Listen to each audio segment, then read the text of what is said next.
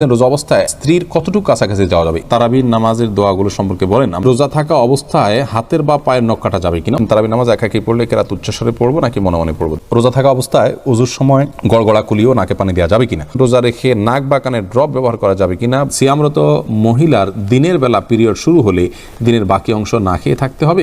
ইফতার ও সাহারি নিয়ত সম্পর্কে কিছু বলবেন। মুখে আরবি উচ্চারণ করা কি জরুরি? কেউ যদি ফরজ সালাত আদায় না করে রোজা রাখে, তার রোজা রাখার যৌক্তিকতা কতটুকু? রোজা রেখে অহেতুক কথা বললে কোনো সমস্যা হবে কিনা? রোজা রেখে মেহেদি নখে আর মাথায় দেয়া যাবে কিনা? আমার গত বছরের রোজা এখনো কাজা রয়েছে, এখন আমার কি করা উচিত? আমাদের মসজিদে খুব দ্রুত তারাবি পড়ে, তাই বাসায় পড়লে কি সমস্যা হবে? রোজা রাখা অবস্থায় স্বপ্নদোষ হলে রোজা থাকবে কিনা? শয়তানকে রমজানে বেঁধে রাখা হয়, কিন্তু তারপরও নামাজে মন স্থির থাকে না, এর জন্য কি করতে পারি? লুৎফুন নেসা জানতে চেয়েছেন, আমার গত বছরের রোজা এখনো কাজা রয়েছে, এখন আমার কি করা উচিত? অবশ্যই আপনি রমজানের ফরজ রোজাগুলো আগে রাখবেন, রাখার পর আপনি রমজান শেষ হওয়ার পর খুব দ্রুততার সাথে আগের রোজাগুলো রেখে ফেলবেন। আপনার উচিত ছিল এই রমজান শুরু হওয়ার আগেই সেই কাজা রোজাগুলো রেখে ফেলা।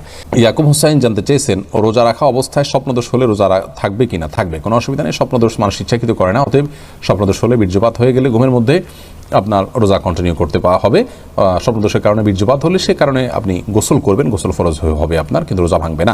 আশরাফুদ্দিন জানতে চেয়েছেন, আমাদের মসজিদে খুব দ্রুত তারাবি পড়ে, তাই বাসায় পড়লে কি সমস্যা হবে? আপনার যদি এত দ্রুত তারাবি পড়ে যে নামাজ হয় কিনা টেনে সন্দেহ হয়, মানে রোকনগুলাই ঠিক মতো করে না, দাঁড়ায়া একটু অপেক্ষা করে, এটা করে না, রুকুতে আপনার যতটুকু না অপেক্ষা করে না ততটুকু করে না, এত দ্রুত যদি করে অনেক সময় রুকু থেকে উঠে সাথে সাথে চলে যায়, একটু 1 সেকেন্ড অপেক্ষা করে না, এরকম করলে তো তার নামাজই হয় না। এরকম ব্যক্তির পিছনে না পড়ে বাসায় পড়া উত্তম। কিন্তু যদি একটু তেলাওয়াতটা তাড়াহুড়া করে, কিন্তু এত তাড়াহুড়া করে না যে নামাজ বিশুদ্ধ হয় না, তাহলে সেক্ষেত্রে আপনাকে জামাতের সাথে আদায় করাটাই উচিত হবে, উত্তম হবে।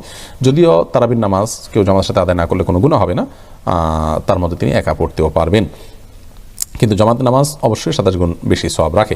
খায়রুন নাহার জানতে চেয়েছেন, রোজা রেখে মেহেদি নখে আর মাথায় দেয়া যাবে কি না?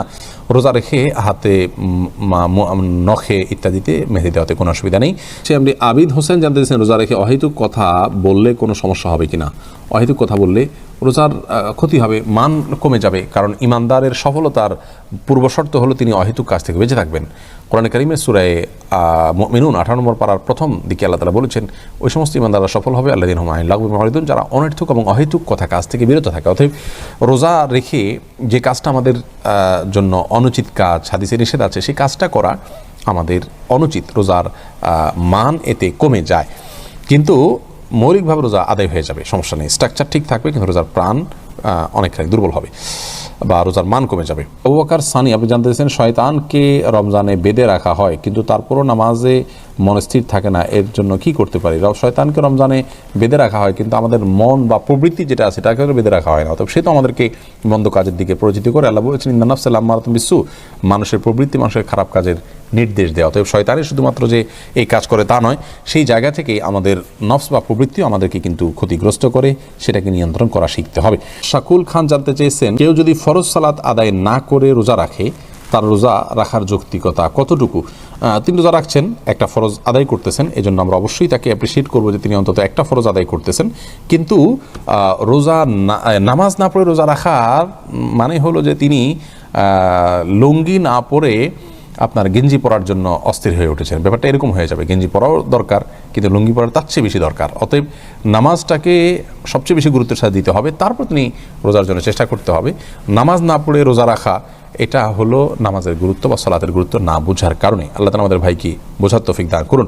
শিহাব মন্ডল জানতে চেয়েছেন, রোজা অবস্থায় আতর বা পারফিউম ব্যবহার করার বিধান কি? উত্তর হলো জায়েজ আছে, কোনো অসুবিধা নেই, আতর পারফিউম ব্যবহার করা যাবে, রোজা রেখে তেল ব্যবহার করা যাবে, কোনো অসুবিধা নেই। পিয়াস এমডি রাইসুল রেজা জানতে চেয়েছেন, সিয়ামরত মহিলার দিনের বেলা পিরিয়ড শুরু হলে দিনের বাকি অংশ না খেয়ে থাকতে হবে, খেলে কি গুনাহ হবে? না খেয়ে থাকা উচিত, বাকি অংশ তার রোজার সম্মানার্থী করা উচিত। সাইদুর রহমান জানতে চেয়েছেন, ইফতার ও সাহারি নিয়ত সম্পর্কে কিছু বলবেন। মুখে আরবি উচ্চারণ করা কি জরুরি? ভাই সাইদুর রহমান, নিয়ত হলো ইচ্ছা করার নাম। নিয়ত শব্দের অর্থ হলো ইচ্ছা করা, আর ইচ্ছা মানুষ মন দিয়ে করে। আমি ইচ্ছা করেছি, অর্থাৎ আমি মনে মনে কোনো প্ল্যান করেছি, এটার নামই হলো নিয়ত করা। রোজার নিয়ত করতে হবে অন্যান্য সমস্ত আমলের মতো, ইন্নামাল আমালু বিন্নিয়াত, সমস্ত আমলে নিয়তের উপর নির্ভরশীল। নিয়ত না থাকলে কোনো আমলই গ্রহণযোগ্য হবে না। কিন্তু নিয়তের মানে এই নয় যে মুখে উচ্চারণ করতে হবে। শরীয়ত আমাদেরকে মুখে উচ্চারণ করে নিয়ত করার কোনো শিক্ষা দেয়নি, এবং রোজার জন্য আলাদা কোনো নিয়তের শিক্ষা আল্লাহ তাআলা দেননি। নামাজের ক্ষেত্রেও কোনো নিয়ত, রোজা মুখে নিয়ত করার কোনো শিক্ষা আল্লাহ তাআলা দেননি। অতএব আমরা মনে মনে আমি যে রোজা রাখছি, এটাই আমার নিয়ত হিসেবে যথেষ্ট হবে। আপনি ভোর রাতে কেন খেতে উঠেছেন? রোজা রাখার জন্য উঠেছেন, এর মানে হলো আপনার রোজা রাখার ইচ্ছা আছে, বাস নিয়ত আছে। আলাদা করে সেটাকে মুখে উচ্চারণ করা আর কোনো নির্দেশ ইসলাম আমাদেরকে দেয়নি, কোনো প্রয়োজন নেই। এটাকে জরুরি মনে করলে একটা দোয়া বানিয়ে নিচ্ছি আমরা, নামাইতো নাসুমা গাদান ইত্যাদি, এরকম দোয়া বানিয়ে নিলে সেটি বরং বেদাতে পর্যবেসিত হতে পারে যদি সেটাকে আমরা সুন্নাহ মনে করি বা রোজার জন্য গুরুত্বপূর্ণ বা জরুরি মনে করি। মেহেদি হাসান মির্জা জানতে চেয়েছেন রোজা রেখে নাক বা কানের ড্রপ ব্যবহার করা যাবে কিনা। ভাই মেহেদি হাসান, রোজা রেখে নাকে ড্রপ দিতে পারবেন না, কারণ নাকে ড্রপ দিলে সেটা গলা যেতে পারে। নবী সাল্লাল্লাহু আলাইহি ওয়াসাল্লাম বলেছেন ওয়ামাদমিদ ইল্লা আনতাকুনা সাইমান, তুমি কুলি করবে কিন্তু রোজাদার হলে গড়গড়া করতে যাবে না, কারণ গড়গড়া করলে ভিতরে পানি যেতে পারে। নাকে ড্রপ দিলে সেটা যেহেতু ভিতরে যেতে পারে, অতএব সেই জায়গায় এখানে নাকে ড্রপ দেওয়া যাবে না রোজা রেখে। কিন্তু কানে ড্রপ দিতে পারেন, চোখে ড্রপ দিতে পারেন, যে চোখের সাথে আপনার আমাদের গলার সম্পর্ক নেই, কানে ড্রপ দিতে পারেন, সেটারও সরাসরি সম্পর্ক নেই।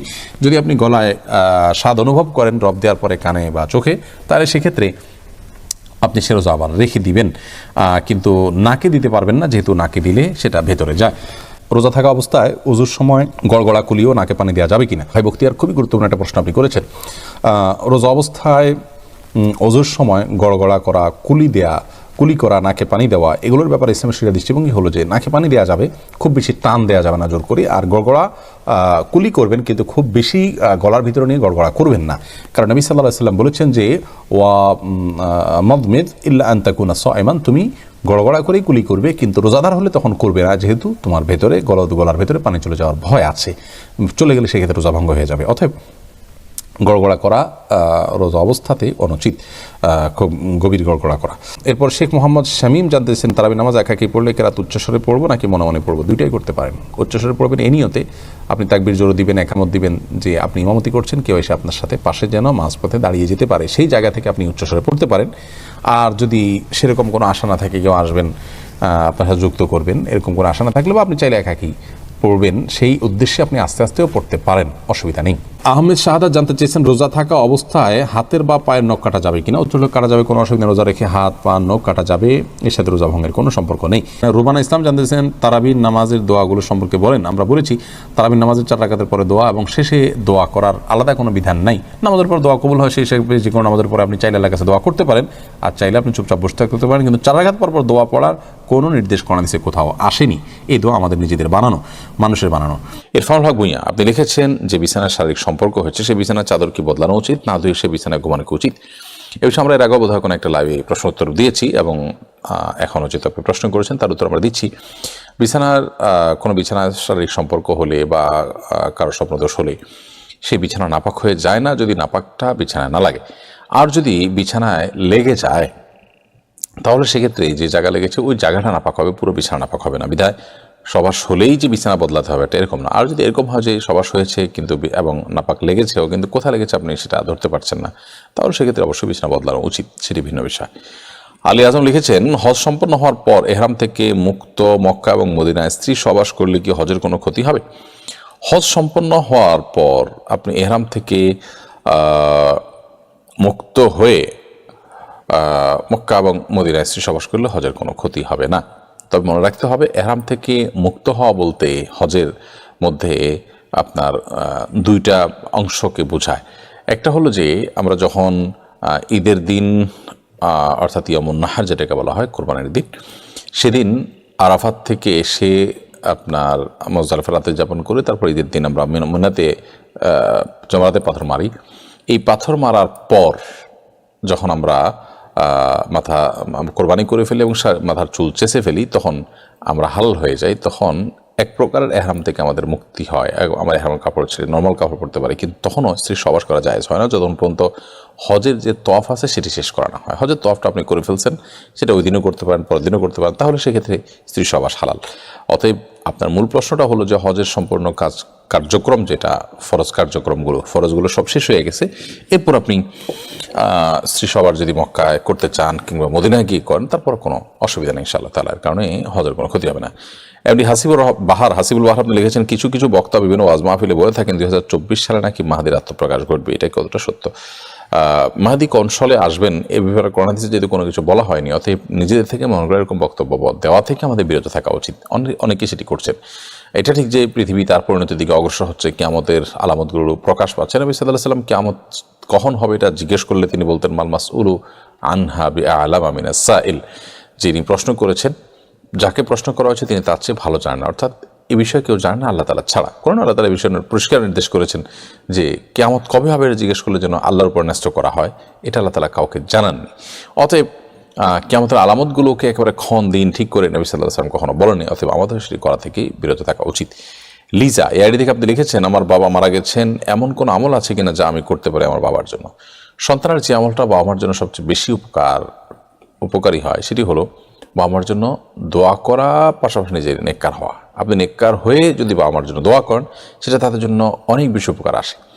নবী সাল্লাল্লাহু আলাইহি ওয়াসাল্লাম বলেছেন, ইযা মাতাল ইনসানু ইনকাতা আনহু আমালুহু ইল্লা মিন সালাস। মানুষ যখন মারা যায় তখন তার সমস্ত আমলের দুয়ার বন্ধ হয়ে গেল, 3টি আমলের দুয়ার কিন্তু বন্ধ হয় না।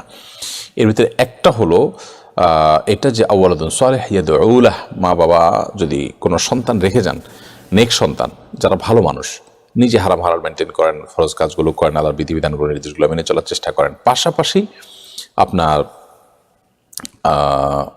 করেন, বাবার জন্য দোয়া করেন, মায়ের জন্য দোয়া করেন, তো সেটা বাবা মার জন্য অনেক বেশি উপকার আসে। অতএব আপনি আপনার বাবা মার জন্য বেশি বেশি নেক দোয়া করবেন, কিন্তু সেই সাথে আপনার নিজেও যেন নেক হন, আপনি যেন ভালো মানুষ হন, মুত্তাকি পরহেজগার হন, কোরআন হাদিসের নির্দেশগুলো মেনে চলতে পারেন, সেই ব্যাপারে আপনার সচেষ্ট থাকতে হবে।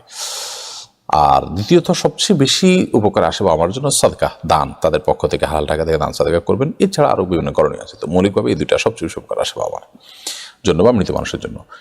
মোহাম্মদ সাবের আহমেদ লিখেছেন, আমি প্রতিদিন নামাজ পড়ার চেষ্টা করি, কিন্তু নামাজের আগে প্রস্রাব করলে প্রস্রাবের রাস্তা দিয়ে প্রস্রাব ঝরতে থাকে। এই অবস্থায় নামাজ পড়লে কি নামাজ হবে? করণীয় কি?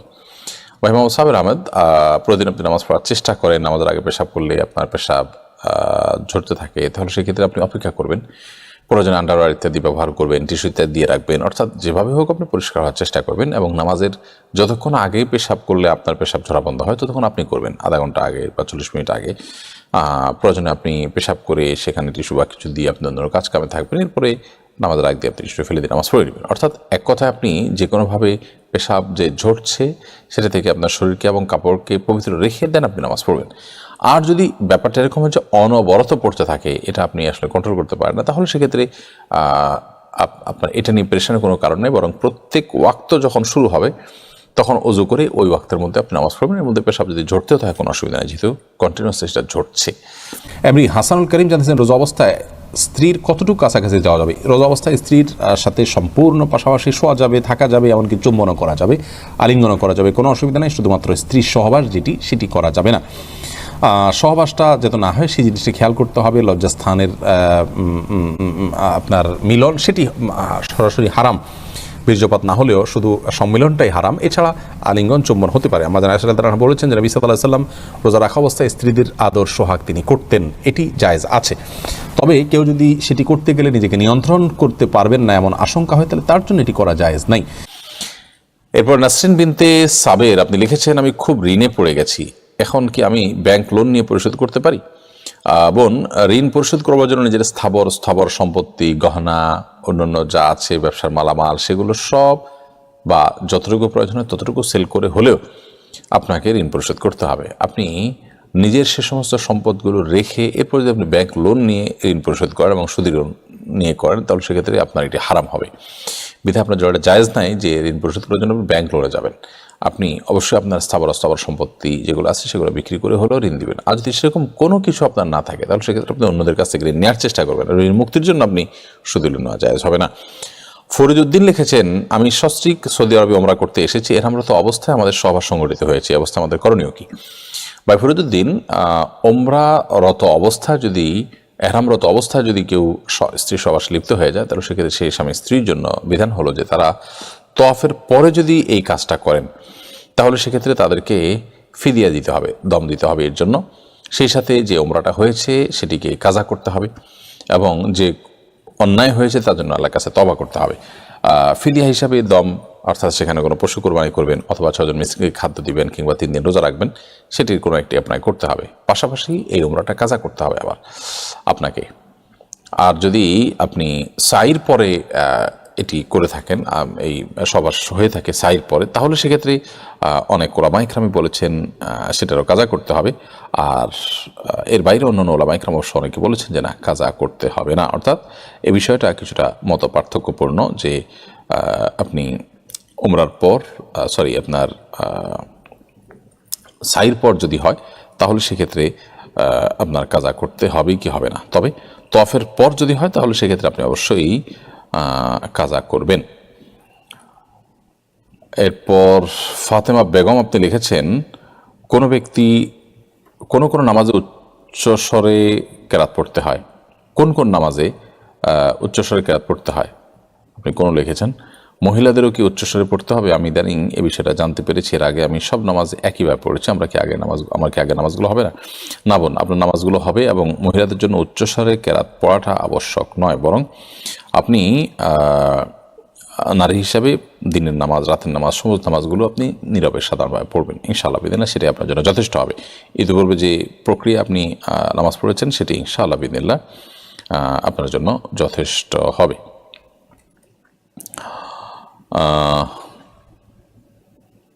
এরপরে সেজান হোসেন আপনি লিখেছেন, নন মাহরাম কারো কমেন্টে রিপ্লাই করলে গুনাহ হবে কিনা। নন মাহরাম কারোর কমেন্টের রিপ্লাই যদি প্রয়োজন হয় তাহলে আপনি করতে পারেন, যদি প্রয়োজন না হয় তাহলে সেক্ষেত্রে যথাসম্ভব ফিতনার আশঙ্কা থাকলে সেক্ষেত্রে এটা থেকে আপনার বিরত থাকতে হবে, এবং এটি ফিতনার দ্বারকে যেন উন্মোচন না করে সেজন্য একান্ত প্রয়োজন না হলে রিপ্লাই না করা উচিত। হ্যাঁ, এমন কোনো রিপ্লাই আপনি করেছেন যেখানে আসলে ফিতনার কোনো বিষয় নাই বা খুব প্রয়োজনীয়, তিনি ভুল কিছু বলেছেন সেটাকে আপনি সংশোধন করেছেন, এটা জায়গা আছে। কিন্তু যেটা আজকাল দেখা যায় যে সেখানে অপ্রাসঙ্গিক কথা বলে, অর্থাৎ যেটা আসলে প্রয়োজনীয় কোনো কথা না সেরকম কিছু বলে আমরা তাদের দৃষ্টি আকৃষ্ট করার জন্য অনেকে করে থাকি, এরকম দেখা যায়, তো সেটা হলে সেটা গুনাহ হবে। শহীদ আম্বিয়া এর থেকে আপনি লিখেছেন, মসজিদ কমিটি কি ধরনের লোকদের নিয়ে গঠিত হওয়া উচিত? মসজিদ কমিটিতে সে সমস্ত লোকরা থাকা উচিত যে মানুষগুলোর মধ্যে আল্লাহর ভয় আছে, যারা আল্লাহ ছাড়া কাউকে ভয় করেন না, যারা ঈমান এনেছেন, 5 ওয়াক্ত নামাজ পড়েন এবং যাকাত দিয়ে থাকেন। এই 4 বৈশিষ্ট্য, ঈমান এনেছেন, নামাজ পড়েন, যাকাত দিয়ে থাকেন এবং আল্লাহ ছাড়া কাউকে পরোয়া করেন না, আল্লাহর ভীতিটা তাদের মধ্যে আছে, আল্লাহকে শুধু হিসেব করে কথা বলেন, বাকি কারোর মুখের দিকে তাকিয়ে কথা বলেন না, অন্তত সত্য লুকান না। এই মানুষগুলো মসজিদ কমিটির দায়িত্বশীল হওয়ার জন্য উপযুক্ত আল্লাহর কালামের ভাষায়। ইসরাত জাহান ঝিনুক আপনি লিখেছেন, নামাজে অনেক সময় সূরা নাস আগে পড়া হয়ে যায়, সূরার সিরিয়াল ঠিক থাকে না, এতে কি নামাজ সমস্যা হবে? নামাজে সূরা নাস যদি আগে পড়া হয়ে যায় তাহলে সেক্ষেত্রে প্রথম রাকাতে সূরা নাস পড়ে ফেলেছেন, তাহলে সেক্ষেত্রে আপনি পরবর্তী রাকাতে সূরা নাস পড়বেন, ইনশাআল্লাহ এর কারণে গুনাহ হবে না। তবে এটা যেন সচরাচর সবসময় না হয় সেটা লক্ষ্য রাখা উচিত। সূরার ধারাবাহিকতা রক্ষা করা মুস্তাহাব নামাজের মধ্যে, অর্থাৎ আগের দিকে সূরা আগে পড়া, পরের সূরা পরে পড়া উচিত, কিন্তু কোনো কারণে শেষের সূরাটাই আপনি প্রথম রাকাতে পড়ে ফেলছেন, এখন তো আর আপনার এরপরে কোনো সূরা নাই, আপনি কই যাবেন? অতএব আপনি ওই সূরাটাকেই, সূরা নাসকে আবার রিপিট করলে নামাজ হয়ে যাবে ইনশাআল্লাহ। তবে মাঝে মধ্যে এরকম হলে ইচ্ছাকৃত হয় নাই, আপনার ভুলে হয়ে গেছে, গুনাহ হবে না ইনশাআল্লাহ। শাহিন রহমান লিখেছেন, আমি যদি জানি আমার সম্পদ একই থাকবে তাহলে কি আমি 3-4 বছরের জাকাত একসাথে দিতে পারবো কাউকে স্বাবলম্বী করবার জন্য? বোন শাহিন রহমান, আপনার প্রশ্ন উত্তর হলো যে একই সম্পদ আপনার থাকবে সেই ধারণা করে আপনি জাকাত দিয়ে দিতে পারেন, জাকাত অগ্রিম দেওয়া যায়, কিন্তু পরবর্তী বছরে যে আপনার জাকাতের যখন হিসাব করার সময় হবে তখন আপনি দেখবেন যে আমি যে জাকাত দিয়েছিলাম সেখানে আসলে কোনো নতুন করে সম্পদ যোগ হয়েছে কিনা। যদি যোগ হয়ে থাকে তাহলে সেটা জাকাতও আপনি হিসাব করে দিয়ে দেবেন, অর্থাৎ অ্যাডজাস্ট করবেন। আর যদি কম হয়ে থাকে, আল্লাহ না করেন, তাহলে তো সেক্ষেত্রে আর অতিরিক্ত দেওয়া আছে আপনার, সেটা নফল সাদাকা হিসাবে বিবেচিত হবে ইনশাআল্লাহ। তার আমার স্বামী দেবদেবী বিশ্বাস করে আমার কাছে এসব গোপন করে বিয়ে করেছে, আমার বিয়ে জায়েজ হয়েছে কিনা? যদি কোনো নারী কিংবা পুরুষ নিজে শিরকে লিপ্ত মুশরিক নিজের সে পরিচয়টাকে লুকিয়ে বিয়ে করেন, পরবর্তীতে সেটি প্রমাণিত হয় তার কর্মকাণ্ড দ্বারা, তার স্বীকারোক্তি দ্বারা, তাহলে সেক্ষেত্রে বিবাহ বিচ্ছেদ হয়ে যাবে এবং বিবাহ বাতিল হয়ে যাবে, বিবাহ সঠিক হয় নাই এবং তিনি প্রতারণার জন্য নিশ্চয়ই অনেক বড় পাপিষ্ঠ এবং অপরাধী হিসেবে বিবেচিত হবেন, যা বলা বাহুল্য। কাউসার আলম আব্দুল লিখেছেন, বিভিন্ন মাদ্রাসার মধ্যে দেখা যায় ক্লাসে অনুপস্থিতির জন্য জরিমানা করা হয়, এটা কি শরীয়ত সম্মত? ক্লাসে অনুপস্থিত থাকার জন্য স্কুল হোক আর মাদ্রাসা হোক কোথাও আর্থিক যে জরিমানা করা হয় এটি শরীয়তের দৃষ্টিকোণ থেকে জায়েজ নেই। অর্থদণ্ড করা এটা বর্তমান সমাজে ব্যাপকভাবে প্রতিষ্ঠিত পরিচিত হলেও ইসলাম শরীয়ত এটাকে জায়েজ বলে না। এখন আপনি বলবেন যে অর্থদণ্ড না করলে অনেক অপরাধ দমন করা সম্ভব নয়, তাহলে সেক্ষেত্রে এটার জন্য অন্য কোনো ওয়ে হতে পারে। যেমন এভাবে হতে পারে যে কোনো ছাত্র ক্লাস অনুপস্থিত হলে নির্দিষ্ট সময় এতদিন বা এই নিয়মে, তাহলে সেক্ষেত্রে তার ভর্তি বাতিল হয়ে যাবে। নতুন করে ভর্তি হতে যে অর্থদণ্ড তার করবেন আপনি, সেটা ভর্তি ফি হিসাবে নেবেন, 200 টাকা দিয়ে নতুন করে ভর্তি হতে হবে। তো এরকম কোনো প্রক্রিয়া থাকলে সেটি জায়েজ হবে ইনশাআল্লাহ তাআলা। এরপরে ফারুক এনডিএস এই আইডি থেকে আপনি ইউটিউব চ্যানেলে প্রশ্ন করেছেন, কোনো কারণে ফজরের নামাজ সকাল 10টায় পড়লে তেলাওয়াত আস্তে পড়বো নাকি জোরে পড়বো? ফজর যখন কাজা হয়ে গেছে, ফজর যেহেতু উচ্চস্বরে কেরাত ছিল, এটা যখন কাজা করবেন তখন আপনার স্বাধীনতা থাকবে। আপনি চাইলে উচ্চস্বরে পড়তে পারেন, কেরাত উচ্চস্বরে দিয়ে কাজা করতে পারেন, আর চাইলে নীরবে পড়তে পারেন। জান্নাতুল ফেরদৌস মৌ লিখেছেন যে মেয়ের বাবা মেয়ের খোঁজ খবর নেয় না, ভাই নেই, মামা চাচারাও অভিভাবক হিসাবে দায়িত্ব পালন করে না, এই মেয়ের বিয়ের ক্ষেত্রে অভিভাবক কে হবে? দেখতে হবে যে তার আর কে আছে। যেমন দাদা যদি থাকেন তাহলে দাদা অভিভাবক হবেন, আপনার মামা চাচারা অভিভাবক হিসেবে দায়িত্ব পালন করে না বলতে আপনি কি বোঝাতে চেয়েছেন? যদি এমন হয় যে না, তারা স্বীকারোক্তি দিতে চান না, ফোন ধরেন না, সময় দিতে রাজি না, কোনো ক্ষেত্রে দায়িত্ব নিতে রাজি না, তাহলে তো সে অভিভাবক থাকার না থাকার সমান। তাহলে পরবর্তী অভিভাবক কে আছে এটা দেখতে হবে, দাদা আছেন কিনা, নানা আছেন কিনা দেখতে হবে। এরকম রক্ত সম্পর্কে কেউ যদি দূরবর্তীও থাকেন তাহলে তারা অভিভাবকত্ব করবেন। যদি সেরকমও কেউ না থাকে, বেঁচে নেয়, যারা বেঁচে আছে তারা অভিভাবকত্ব করতে চায় না বা তাদের কোনো আগ্রহ নাই এবং তারা বরং আপনার অনাগ্রহ দেখানোর কারণে কোনো প্রকার ইনভলভ হতে চান না, তাহলে সেক্ষেত্রে এরকম মেয়ের অভিভাবকত্ব করবেন স্থানীয় কোনো গণ্যমান্য ব্যক্তি, কোনো মসজিদের ইমাম, এরকম ব্যক্তি হয়ে তাকে বিবাহ দেওয়ার উদ্যোগ নেবেন।